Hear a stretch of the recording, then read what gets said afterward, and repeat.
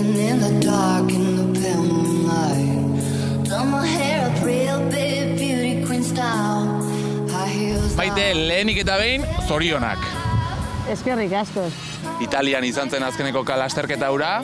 Hori da. Eta irabazi egin zenuen. Bai. Munduko kopako azkenengo, finala irabazi naban.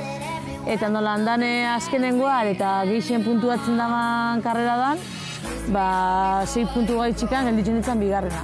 Ze azkenean norra pustu egin behar izan, unigo Lanzarotera jun eta Espainiako kopan bila jun, aseguratzera jun, edo piztinara bota eta Italian gauzak oso airean zaudezen, ze egisa da oso zaila zen, inkluso podiumean sartzea.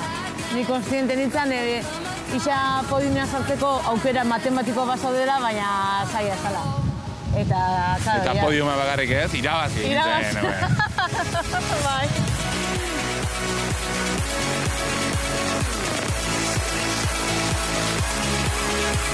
Eta itzulera, hemen Mendarora, nola izan zen?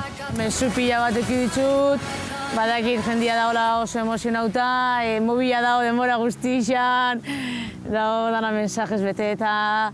Gaur adibidez, ekarri gaituzu hemen Mendaroko mendi batera. Bai. Leku zoragarria da. Bai. Aizetxua gaur, esan behar da.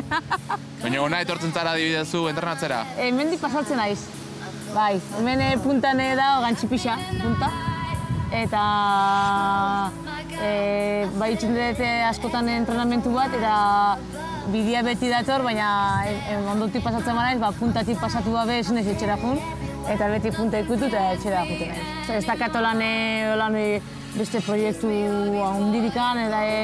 Nahiko handia badira, ja. Bai, nahiko handia dira, bai. Eta da, azkenean, jende hauekin lehiatu, albaldin badet jende honenen artien berriz ere egon. Maite, zorionak berriz ere. Eskerrik asko.